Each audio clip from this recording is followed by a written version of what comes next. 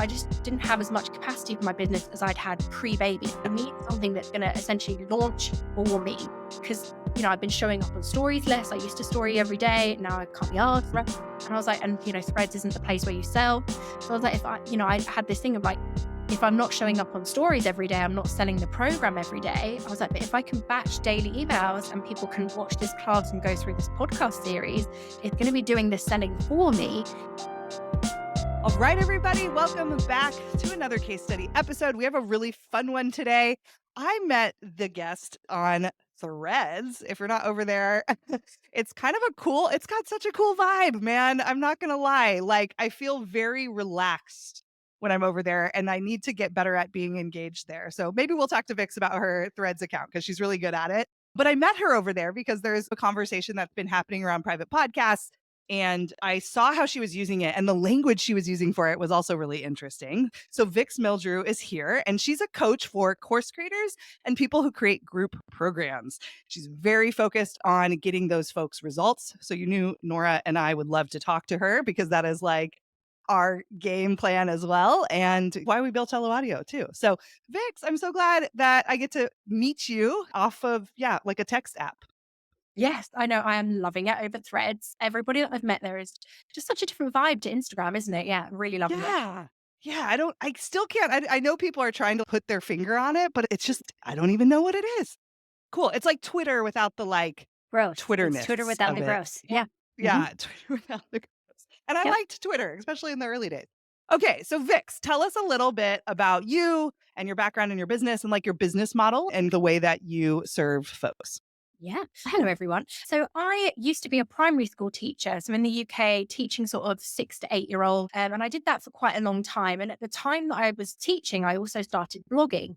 So this is way back, like 2014, 2015. I was a blogger. I was actually a dating blogger. And then I met my husband and he put that all up. I couldn't blog about dating anymore because I had a husband. I had a boyfriend first. But my blog was going really well. I worked with brands like Microsoft, Squarespace. Can't reel them all off the top of my head right now. I was even named MTV Influencer to Watch in 2017. Thank you. Wow, that's pretty Yes. good. Throwback to there. So it kind of got to the point where with teaching, it is a bit of a life suck, time suck. You're working 70 hours a week. I was going through a lot in my personal life. At the same time as well, I lost both my parents within sort of 2 years of Mm. each other. And I was just done with teaching, just the stress, all of that kind of stuff. And I was like, I need a way out. And my blog started making money. And I started making money on Instagram through content creation. And I thought, you know what? I'm going to give this a go. I'm going to be a full-time content creator. So back in 2018, I left teaching to be a full-time content creator. And really quickly, I was getting a lot of people in my community being like, Vix, how have you done this? Like, you don't have 10,000 followers. You're working with all of these brands. You're a dating blogger. You're not like a typical kind of influencer. How are you, making a full-time income? So I started teaching other bloggers and content creators how to work with brands. And that evolved into how to make digital products like ebooks and PDFs and all that kind of stuff. And then in 2019, I launched a membership. And that was to help content creators monetize through Instagram sponsored posts, but also digital product. And through this time, like over COVID, over the pandemic, I grew that membership to 1,200 active members. Wow. And yeah, it was incredible. And it also kind of pivoted to helping all small businesses make money on Instagram and monetize online. And I just realized that I was just really good at teaching online. I was like, I used to be a teacher. I can teach online. Like my courses would always get really good results. My masterclasses would always get a high show up rate, loads of engagement, really interactive, and just loads of people loving what I was teaching. And then I just got bored of Instagram, teaching Instagram. I fell out of love with my membership. Memberships are really hard to keep going. And I just felt this calling to keep teaching. And I noticed this huge gap in the online education industry, which I now call the results gap. And it was the gap between how many of us enroll in programs, courses, memberships, and versus how many of us actually get a result with what we're enrolling in. And I'm like a kind of like a puzzle person. Right? I was like, I want to figure this out. Like, why is this like such a billion-dollar industry, but with such a low result rate, like 2% for self-paced courses, less than 20% for live programs? I was like, something's not adding up here. And it wasn't true for me because my courses, my programs always had huge results rate. And I was like, I want to find out what's going on. So I pivoted my business at the beginning of 2022 and I closed down my membership and I just went all in on teaching course creators, coaches, entrepreneurs, almost like how to teach online, how to teach in their classes, their courses, and programs. And since then, I've worked with over 300 course creators, entrepreneurs on their courses and programs. And I've loved getting behind the scenes of what's going on in their courses and programs, why their students aren't getting results. And I've learned a lot. And now that's what I apply to what I do now. So what I do is I work with, course creators, coaches, experts on curriculum design, but it's more than curriculum design. It's the whole learning experience. It's how to engage your clients, how to facilitate an experience so they can get results, how to make your offers interactive, engaging, and how to make them stand out from all of, let's be honest, the shit that's out there. Mm. So yeah, that's what I do. I have a program called Rave Results, which is for people to come and learn how to build a group offer that gets results, kind of does what it does on the tin, so that you can have your clients raving, referring, and retaining, building your business. I love it. I Oh, love the yes. backstory. And for those of you who know me and have been around me a long time, they're like, oh, Lindsay and her should be friends because that is 100% what I used to do before Hello Audio is something similar, obviously different like nuances to it. But like, yeah, the course industry as a whole always bothered me and people would hire me and pay me the big bucks to go through their curriculum and all of that. And that's how Hello Audio was born because I was just like,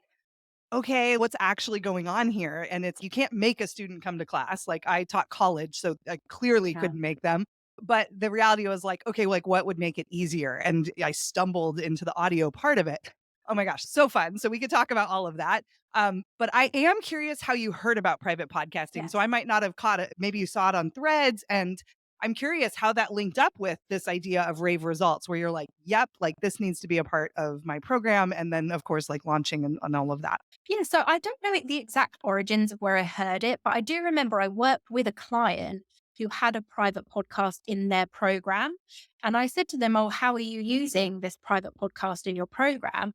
And they said, oh, I'm using it as like the Q&A.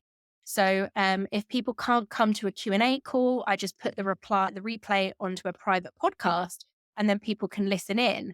And I was like, oh, private podcast. And then I'm like a human design generator.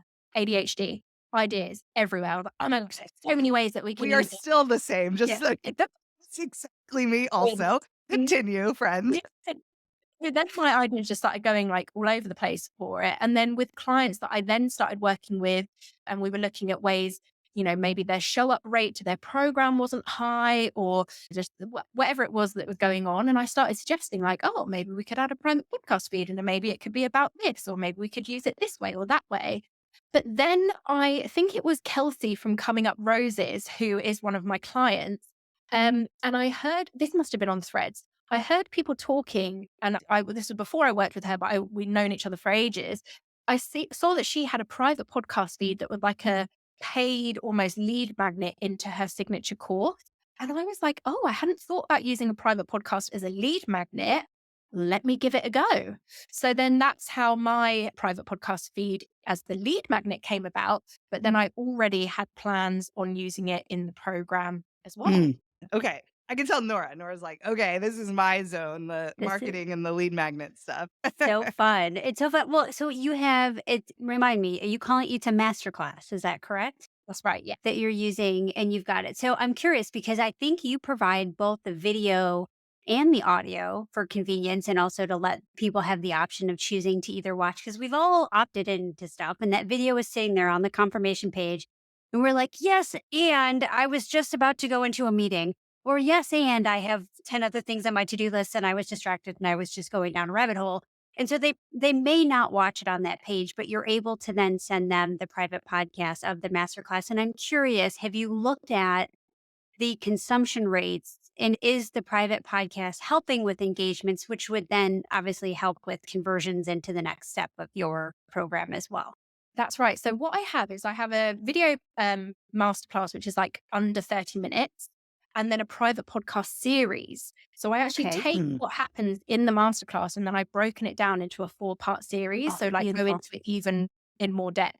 So in the private masterclass, I talk about the components that your group offer could include, which would increase engagement. And then in the private podcast series that follows on, it's all about why people ghost programs, why your clients stop showing up, why they don't get results. And I break it down and I get into like learning psychology, why people learn, how they learn, and how you're not facilitating that in your group offer. And what would absolutely blew my mind, that fascinated me, was that when I looked, and this was like a couple of months ago before I launched Rave Results, within a week, I had 100 and say 50 signups to the masterclass and 140 something listens to the private podcast. Wow. And I was not expecting that at all. I was expecting it to be more funnily, where like you have X many opt-ins and then only this percentage actually download it. And then only this percentage then watch it. And then this percentage go through the emails. But it was like literally 150 people had signed up, 140 something had watched the masterclass, and 140 something had then watched the podcast, listened to the Mhm. podcast. Wow. And the drop off, like it's a 4 episode series. Each episode is about 10 minutes. There's not that much drop off per episode. There's maybe like 10 or 20 drop off each time, but it will still be, say, when I last looked at it, like 140 people listened to the first episode and then say 100 people listened to the last one, you know? And Not that's bad. Yeah. like, Yeah. because like when you know about like retention rates for free masterclasses, especially sort of sales masterclasses or like Mhm. launch masterclasses, the show up rate is never good. It's always less than 50%. And then the retention rate is even worse. So it blew my mind that like so many people had done that. And the other thing that absolutely blew my mind when we talk about then conversions into Rave Results, I do an onboarding form. How did you hear about me? Why did you decide to join? And half the people who joined the program had been following me for a really long time, had been like, I email a lot, I send a lot of emails. So they'd been through all my emails, seen a lot of my content. But there was quite a big, and I don't have the exact number, but quite a big percentage of them literally found me on Threads, watched the masterclass, listened to the private podcast, and joined. And the time between launching the private podcast and when the doors opened to my program was less than 2 weeks. Mm. Wow. So I was like, oh, wow, this worked. That's amazing. And I love that we have such a high engagement of audio and private podcasts when it really wasn't a thing a few years ago. Like it was, sure, it existed, but not many people were looking for it. Now I would say there's more people that actively look for it in programs and courses and, especially for lead magnets. So it makes it easier for people to be ready to take that next step when it's a lot easier to consume that pre-frame launch content before they Yeah. get there. And do you find, so I know obviously you've been in this space for a while. Do you find that people show up more ready because they've Mm. consumed that content, or you feel like they have maybe a stronger connection with you than they would have if the lead magnet maybe had been something else where they didn't get to hear your voice or get to know you a little bit more? That's exactly right. And like the advice that I always give to my clients when it comes to launching is around if you're launching a teaching offer, like a program, membership, mastermind, your lead magnet should be teaching because it shows people like, we're also skeptical of Mhm. investments nowadays because we've all been burned by absolutely terrible ones. So if you go into a masterclass and it's just a sales pitch webinar, you don't learn anything, you don't vibe with the person, you didn't take away anything from it, you're not going to invest. Like if you're savvy. But if you go into it and you watch a masterclass or you listen to a private podcast and you're really vibing with the person, you connect with them and you learn something, you actually take away something, the trust that you've built to then invest, it's just so much more. So when I do my onboarding form and, why did you join the program? Some of the kind of anecdotal things that people were saying was like, I just binged that private podcast. I loved everything you said. I vibed with it so much. Like, I completely agree. Like, I learned so much from it. So I knew that I would learn in the program. And the people that like came through the private podcast, they're like some of my best students. Like, they are ready. They got to work straight away. So I feel like it's the perfect kind of primer for especially like an educational coaching offer to do Mm. something like that. Yeah, I'm curious. Do you teach this part of it to your Yeah, I was students? just gonna say, I wonder And if are you an especially affiliate? the Because you should experience. be an affiliate. Like, Yeah, don't you worry. And yes, I do. I've kind of been talking them through it. And it was actually funny because I didn't even think that this was like a launch strategy. I was like, "Do you know, I'm just going to try it. Mm. For Kelsey, she has it as like a paid lead magnet. Everybody raves about her private podcast. I was like, let's just try it. I'm a very experimental person. Like I'm always trying new things to see what my thing is and what works.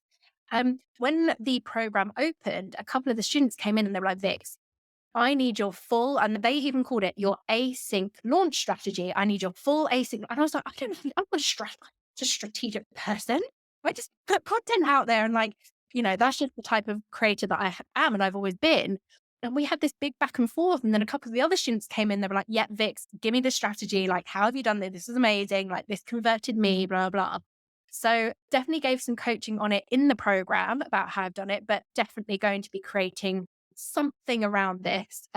Once I've been testing it more, I've tweaked it already, actually, from the first class. I've tweaked the class since to check, does the second class convert more to the wait list that I had? So yeah, tweaking and sharing as I go.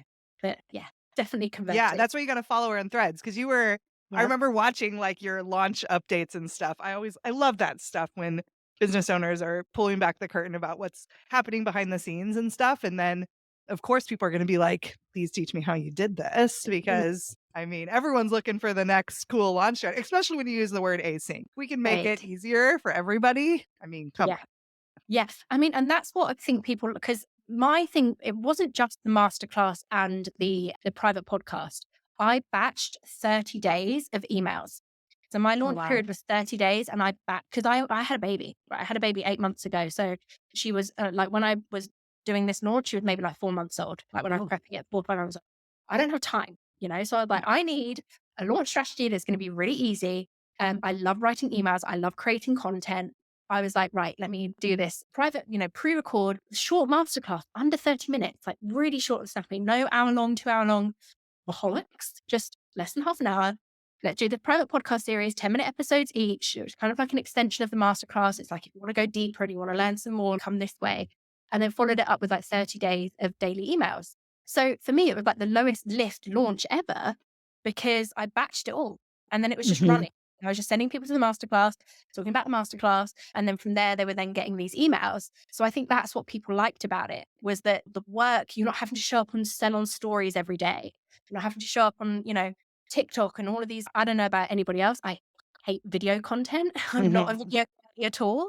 Like showing up to constantly talk about things can be very draining, especially if you don't have capacity. So I think people just like this strategy of batching everything ahead, letting it run and let them launch and then see what happens.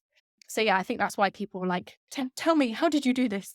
Because they just saw these emails going out and they were like, wow, you must have been so busy. I was like, no, I just batched it last weekend, Got it all So done. good. I know with us when we launched Hello Audio too, I think we did a challenge and we're just like, even running a live challenge, it's like when you can do the actual content, which back in the day, everyone used to show up on Facebook Live and on it. Now that's not quite the vibe anymore. Thank God. It's cool. Like, let's just get them the content and then show up in the support or the DMs and the email answering. And you can still dress the way you want to dress. Because we all know as running a launch, there's all this admin stuff that's happening in the back. Someone can't check out. Someone entered the wrong email. So you have that. And then you're also teaching. It's just a lot. And you as a teacher know, like when you're a teacher, it's yes, we love the teaching part, but it's also like energetically draining. And so then I would always like collapse, after, and to know that you kind of got to hold on to your energy during that time and the teaching was batched ahead of time. And then now it's about, helping people either move through the content or answer questions. It's just a lot less stressful because there's other things that are happening, as everyone always knows. Yeah, 100%. And, being postpartum as well, I was recovering from C-section. I mean, still out and recovering from a C-section. I just didn't have as much capacity for my business as I'd had pre-baby, 24/7. Not 24/7, but like thinking about the business 24/7. It's easy to do that. Yeah, totally. So easy to do that. But when you've got children, like you can't think about it 24/7. I was like, No. I need something that's going to essentially launch for me because, I've been showing up on stories less. I used to story every day. Now I can't be asked. That'll be on Threads. And I was like, and, Threads isn't the place where you sell. So I was like, if I had this thing of like, if I'm not showing up on stories every day, I'm not selling the program every day. I was like, but if I can batch daily emails and people can watch this class and go through this podcast series, it's going to be doing the selling for me. if I can layer on additional stories, additional threads, or Yeah, when you feel inspired or have the space, the kids actually napping and staying down and all the things. Yeah. what's napping? Yeah. Who knows? But if you don't have that capacity, then you at least you've got it out there, like your messaging Mm, is out there, your sales content is getting out there, and it's all going. And it yeah. takes mind drama out of launching as well, doesn't it? Because like you launch 100%. and it's a live launch, and if you have a day where you're feeling off, you're oh no, I'm not going to make it. And you Yeah, you get that one email where someone says something mean and you're like, I'm pulling the plug on the whole yeah, thing. Or like, why do I even do this? Yeah, totally. it's not on sale yet, but no one's buying. I just didn't have that because I was like, what will be the launch is launching. I had my goals. If I hit my goals, great. If I don't, then we tweak and we go again. Yeah, I And think like, a lot of times too, what I love about hearing that we tweak and we go again, yeah, that's always how I would talk about it as well. It's like people throw out stuff way faster than they probably should, meaning like, oh, that didn't work. I guess it was the private podcast fault, or I guess it was like whatever little change you made this time. And instead, it's just like iterations, like tiny tweaks when you have capacity or the thing that you really wanted to do that you weren't able to do this time. Like, all of that. And I think sometimes people throw that stuff out way too fast. Oh, no one wants this product because I didn't hit my, better goal or whatever. And it's maybe it's just like a little bit of the messaging, or maybe it's a little bit of the launch strategy. And then they'll like end a course. And it's just like, what? Okay. I think when it's low lift, I think the mind drama, as I think is what you called it, yeah, that part of it can really eat at us. And then it's if you take that out of it a little bit and you set it up the way you needed to set it up, then it's like rinse and repeat for the next time. And now you just add or subtract. So when you batch, that helps because that content is created and now you can look at some numbers, look at some data, and you're like removed from the energy is there. I think that's what I'm thinking of. That mm, battery did not get as drained, and so therefore at the end of a launch, whatever the numbers are, you have more battery to like accept, the results and like figure out where to go from there. And that's huge, I think, from an energy capacity perspective. And with this async launch, I think just async in general, I think is Mm, super appealing, especially to those of us who are a little bit more introverted and don't love showing up live. Like you said, it's just not super exciting to think about showing up live all the time. When you went through it, and now you've gone through the iterations of it, is there any specific lessons learned or anything that you're looking specifically at optimizing the next time? And I know you've already made some optimizations, but for those people who are mm. listening, is there any tips or insights you can give them for, they're hopefully everyone listening is going to launch something and do like, that's my hope for everyone. Any insights you can give them? yes, definitely. So because the first time I ran it, I was in a live launch. I didn't have like defined dates. So for my call to action, probably wasn't strong enough. What I'm going to be changing after my next launch is that my program rave results will be always open. I was wondering, I'm like, I feel like this could be a very good evergreen system. Yeah. Yeah, Yeah. this is the plan, guys. You are getting the BTS plan of my Nice. feature plan of attack is it's going to be always open. So then I'm going to tweak the masterclass and the private podcast to be more the call to action to be like join now, join the program now. And then what I'll do is use the emails to offer time sensitive bonuses. So if you join in this month, you'll get this incentive. If you join this month, you'll get this incentive. So the bulk of the emails will stay the same. The bulk of the podcast was, I actually think I might tweak it just based on like a few things. I was like, I could have done that better. I could have added this. And the kind of vibe of the masterclass will stay the same, but I will re-record it, change because it's less than half an hour, so it's not going to take me too long. To have those more direct calls to action, knowing, on the data, the calls to action that are working. And it will just be always open. So then I can start running ads to the masterclass. I can just start in between, my other launches and things, just direct people to that masterclass, knowing that it converts really well into the private podcast and knowing that the two together plus the emails convert really well into my programs. And then like you said, everything becomes a data driven decision from there. You're layering in the complexity as you go. That is big. Oh my goodness. Yeah. And I think so a couple things too that we've also noticed through talking to our users because as you know, we are a little bit dependent on podcast players, like who we have audiences that have their favorites and their preferences. And so we're a little I guess, beholden to the podcast apps. And so sometimes, depending on that user, that listener settings, they may not play in order. They may have to hunt for things. So one tip that we have gathered from some of our users is that sometimes instead of breaking out those smaller episodes, they will provide one episode at the beginning that's the full episode that's bingeable so that they can, because with podcast players, right, you can always hit pause and it'll come right back next time you open the app and it'll be right there. So that's one potential optimization that we have learned working with all of our, several thousand Hello Audio users that have come up, which is fascinating to us because of, Hmm. podcast apps and how that goes. But that might be an interesting thing to play with as well, from an optimization standpoint. Yes, and also what I'm definitely going to do is, like you said earlier, deliver the free masterclass, which was always my intention. Remember, I think I've got to do that as the first episode of the private podcast. Yeah, Yes. so they can So have it as reference point. go into the second episode, which could be the whole series binged all the way through, and then go into 3, 4, 5 as like broken down, like 3, 4, 5, 6 is the broken down one. That's what I'm going to test next. I love it. So one other thing we've started to do is that we add a bonus episode, which is a Q&A about working with you. So the program that. I could also see case study like result Yeah. episodes for you. Your program's based on results. Sorry, Yeah. we can't help it. This is what Give we me more do. for it. So Q&A episode, how to work together, case studies on it. Yeah. Yeah. The case study episodes have been working really well. I mean, that has been our biggest lead magnet, was a success story podcast. And then even when we were like, we're going to teach, we're going to create a public podcast, it's going to be focused on case studies, because why wouldn't we want to tell people how they're using it? And we get so much feedback about how helpful it is and that they're sharing it easy and stuff. And yeah, there is something magical when someone else says it. We can say the same thing over and over again, but when other people say it in their words, and plus unique businesses and stuff too, I think that's also part of it, especially like you, like what you teach. It's, yeah, if you're running a group program, it doesn't matter if it's fitness, it doesn't matter if it's whatever, like they're going to get the support and feedback from a teacher on how to really move people through a program. And there's not a lot of help out there like that. And so if they're looking for that, and I think hearing those background stories of folks that have done that are going to be huge for your people. Ooh, I'm excited. When's the next iteration coming out? That's the big question. Doors open May 22nd. So Oh, I'm just cool. working on it now. Yeah. So Love this that. episode might drop just a little bit before that, actually. I'm not sure. Either will be that week or we'll follow up with you for sure on that. But yeah, super fun.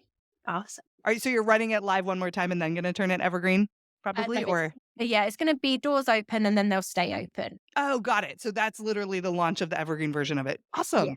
Yeah. That's no, exciting. So as you're listening to this, you could probably buy it at this point. And you should. Awesome. So obviously you're an educator at heart. I'd love to hear like how you're using it in the programs themselves and what your thoughts are on adding audio to help people get rave results. Yes, I'm huge about this. So I've always taught since day one that people need varieties of ways to access your curriculum. So some people are going to be video people. They need to see faces and body language, and they need to see visuals. They need to see diagrams and demonstrations and illustrations. And some people don't have the bandwidth or the capacity or the ability, whatever it is, to access videos. And they are more auditory processors. So they just want to listen. And by listening, that's how they, process and absorb. Other people prefer to read and other people prefer to do. And sometimes we have a mix of all of those preferences as well. So I've always taught my clients that it's very simple. You record your videos, you download the audio, and you offer some form of like written transcripts or something that comes alongside it. I hadn't ever made the connection before to make it into a private podcast. I was like, just upload your audios, whatever. But having a private podcast feed makes it so much easier for the students and the client because they can just subscribe to the feed and listen in that way rather than having to go into like a Kajabi portal to listen to every single individual audio. So that's like the missing piece. So within Rave Result, what we've got is I'm using, I say me, a private podcast in a couple of different ways. So the first way I use it is that it has the entire curriculum as a podcast. So each lesson is broken down into each podcast episode. And literally the minute I offered that, I had one of the students message me back and say, thank you so much. I am introverted type person. I'm not a video person. I can't absorb, the things from video, but I have just binged the entire curriculum in 2.5 hours, whatever it took, on 1.2 speed or whatever it is. And I've learned so much. So they like enrolled in the program, absorbed the whole curriculum in under like a couple of hours. And for them, it was like the perfect way for them to learn. So they could just crack on and do the doing. And then I then also had some feedback from somebody else who's a new mum like myself, who was like, I don't have time capacity to sit down and watch videos. But I can put the podcast on when I'm cleaning, when I'm driving, when, the baby's napping, and I can listen in my earphones, et cetera, et cetera.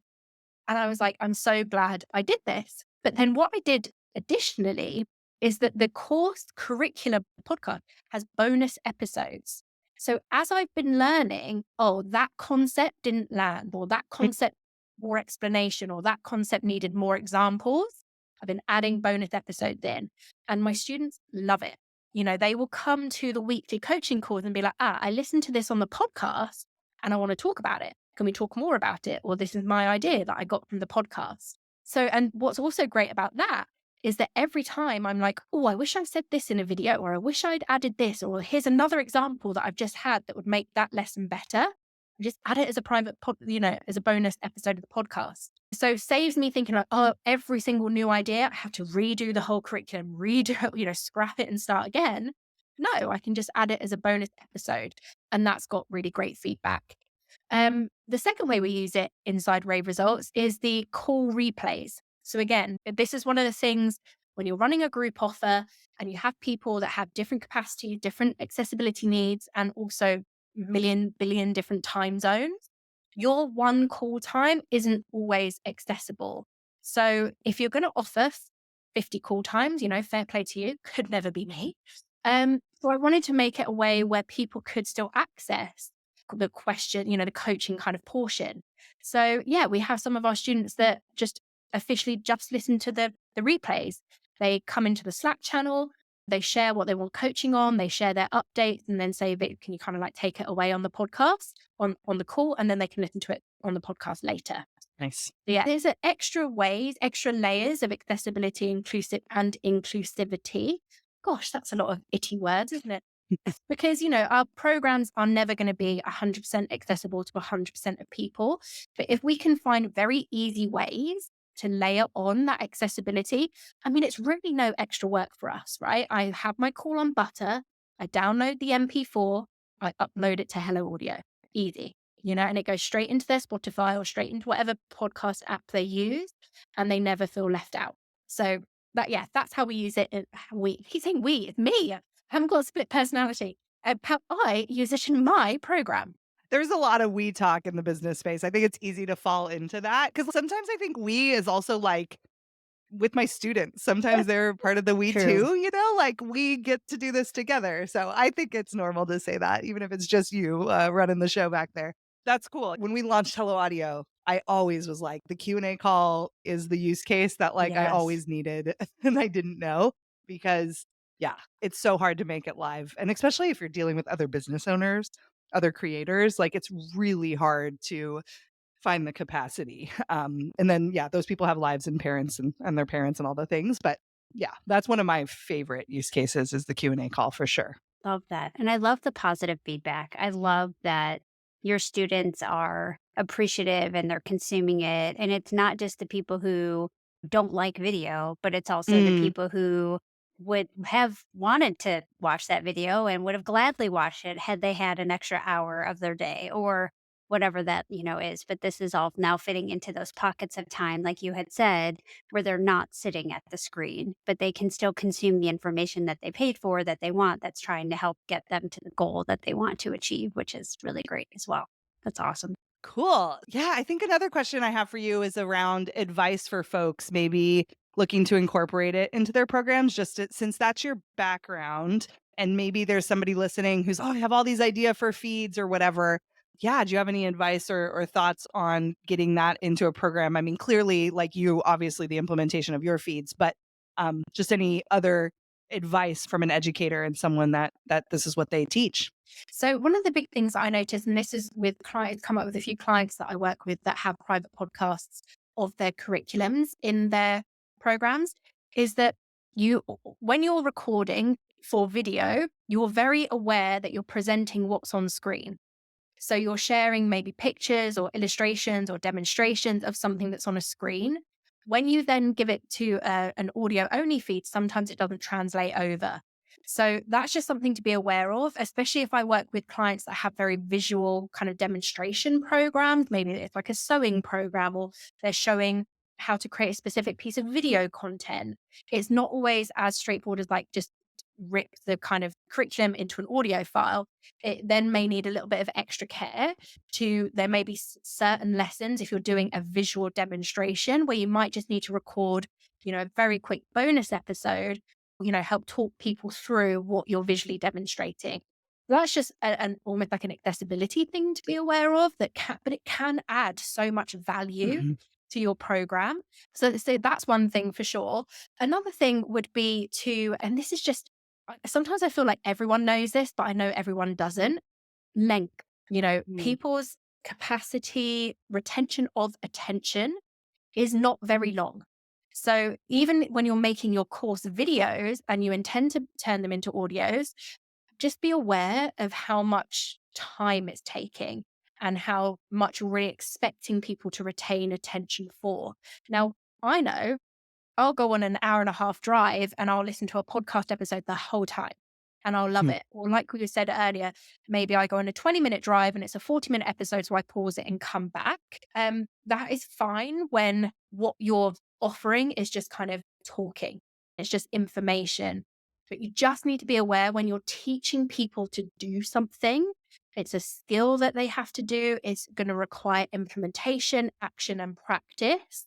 Just being aware of how that might translate to audio. It normally does translate really well, but if you do have something that is more visual or needs to be a more visual demonstration, think about how you can translate that to a walking, talking through so people can still action it. Yeah. No, Yeah. it does. And I think we've had a couple people come on and say that at first, run, they just dropped all the videos in the audio. We switch, we turn it for them. But then after they go back, they do maybe either re-record that video and walk through. And then now, because now they're like, oh, people are actually listening to this. And so they think about it differently. So yeah, there's some ways that you can do that differently or link out to a video. And I think I always say it's the teacher's job to set the expectation of how to go through the content. And so if you prime them or prep them and say, hey, don't panic, I'm going to be taught, right? That's what they need teachers for, right? They need teachers to say, you guys, I got you. Don't worry. Like, you're not missing anything. I have the link to the video. Keep binging, doing what you're doing, right? And so sometimes even just adding those permissions as the educator, where you did this purposefully and you're aware that it might not be accommodating that person quite in the way that they thought. And so even just that kind of quick intro on one of those video lessons when you know it's super video, or you put that in like some onboarding part. But I do think right with that content is like, hey, I got you. If you're listening to this, don't Yeah. panic. I got your back. That Yeah. goes a long way in the like teaching for sure. Absolutely. I know when I was in corporate and had to do trainings on software, and granted, software is, and now owning a software company, right? Like, I know our UI changes and we got to redo stuff. Like, this is very common in this space. And no matter what tech tools you teach on or what you use, a lot of times it'll change. But just teaching myself to be descriptive about what I was doing and almost had to, and I don't think I really got this until maybe after I had kids, where I was like, okay, and now it's the orange button. And then I always like up here and it's in shaped like a rectangle, or, like making sure, because it's like my kid didn't know what orange was in the beginning, right? That was like, what the hell's orange, lady? That doesn't make any sense. But just being super descriptive about different ways people can see it, so that when they do go back to it, it was like, okay, I know I'm supposed to look for that button and it looks like that. But it took me a while to really to make that more of a like on autopilot, because it Totally. wasn't as natural in the beginning. But Yeah. And 100%. we've got educational training background. So for us, it comes more naturally. And this is part of my kind of mission as what I do in my business is part of the results gap is that we're having service providers and entrepreneurs be teachers in these programs and offers, but without the skill of teaching. And what they're led to believe is just telling information is teaching. Hmm. It doesn't come naturally to instruct and to facilitate and to encourage action. Sure, it comes naturally to talk about what you do and talk about your experience and tell a story and tell information that you know, but that's not teaching. And so that's part of like what my mission is to help equip you with some of these teaching skills so that you can help people get better results, because you are actually helping them do what you want them to do rather than just telling them what you know. Yeah, for a Yeah. long time in our space, it was like, well, you don't care enough. Like Oh you're my not gosh, working hard enough or yes. not trying Oh. hard enough. It's like your problem. I gave you the information. It's like, how well would that fly in any educational setting I whatsoever? this is what I say, like, this whole thing around, responsibility around client Mm, results. I always say we're not 100% responsible for results, but we're not 0%. And nope. sometimes Okay. it swings too far that way where it's like, oh, the classic phrase, well, you didn't do the work. Yep. And I'm like, what you don't understand is that you didn't facilitate an experience where your clients could do the work. And that's why they didn't. They say, oh, all these people are moaning and, they should just do this and they could do the work. And no, you didn't. You didn't help them do the work. And that's why they're not getting results. So it's not 100% on you, but it's not 0% either. Yeah. Yeah. You have to Or ask there's the why. people that do the work, right? They don't talk about that person that did do the work and still And didn't get still it. going to get the result. Yeah. And classic thing, isn't it? Like, I think you mentioned it earlier, you can lead a horse to water, but you can't make him drink.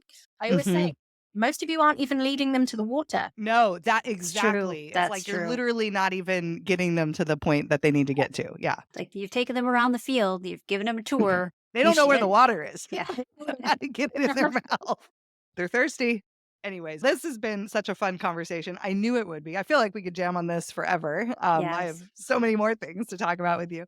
It's been super fun. We typically end on a fun personal question. If you had your own private podcast where you got to just ramble on about your life, what would you call it? What would your show be called?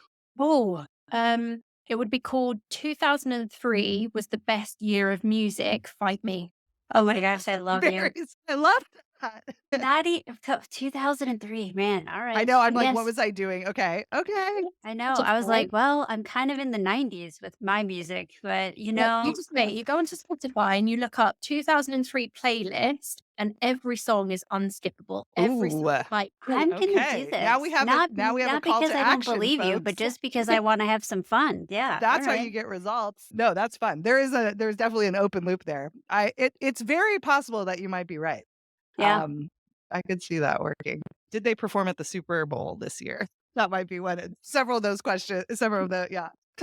Yeah, it's been super fun hanging out with you and learning more about how you're using private podcasting. And I can't wait to see this async launch course happening some point coming up next. Yeah, you get people, in this world, we kind of put offers out there and we're like, oh, hopefully people want this. It's very rare to get people being like, give me this. Make it now. Make Go it on, now. do it. Stop That's what you're always doing. great.